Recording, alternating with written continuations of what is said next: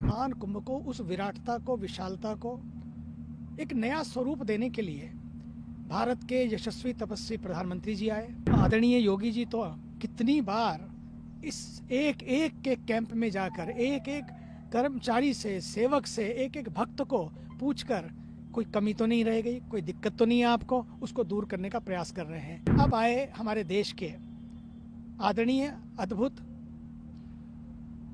गृह मंत्री अमित शाह जी। उससे पहले कि वो यहाँ आए, आज हमने भी यहाँ यज्ञ किया और यज्ञ करके इस पूरे मेले की सफलता के लिए कामनाएं की। उनकी यात्रा सफल रहे, वो दीर्घायु हों, दिव्यायु हों, उसके लिए भी आज प्रार्थना की गई। जैसे कि उनका नाम है अमित, वैसे ही वो सचमुच अटल हैं, अमिट हैं और जो सोच लेते हैं वो करते हैं। इरादों के, वादों के पक्के हैं। अगर वे नहीं होते तो 370 नहीं बन पाता।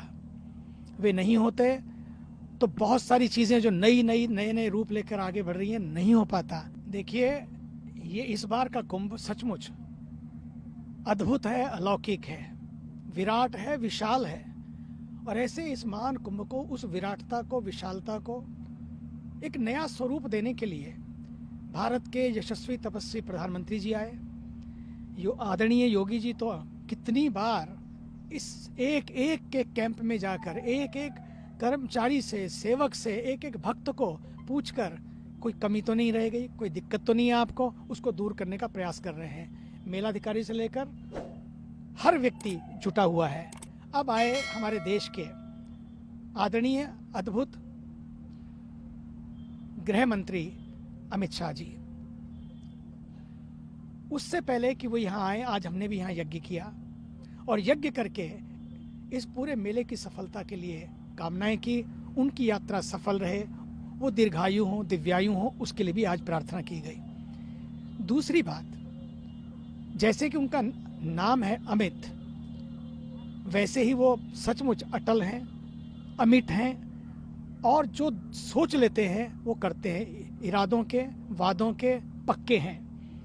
और इस देश को, भारत के ऊर्जावान प्रधानमंत्री के साथ साथ अगर वे नहीं होते तो 370 नहीं बन पाता। वे नहीं होते तो बहुत सारी चीज़ें जो नए रूप लेकर आगे बढ़ रही हैं नहीं हो पाता।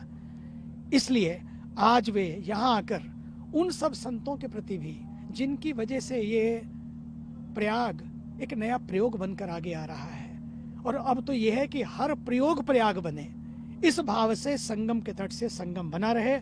आज संगम के तट पर हम सब संतगण उनका अभिनंदन कर रहे हैं। आज यज्ञ के द्वारा ऋषि कुंवरों ने अभिनंदन किया और अब जब वो स्नान करेंगे, संत लोग स्नान करेंगे, जब प्रसाद ग्रहण करेंगे, संत लोग उनके साथ प्रसाद ग्रहण करेंगे। मुझे तो लगता है आज इस देश को, इस देश की मजबूती को, इस देश की सुरक्षा को, इस देश की एकता और अखंडता को एक नए स्वरूप से और नए अंदाज से आगे बढ़ाने के लिए ये पूरा कुंभ महापर्व उनका अभिनंदन करता है।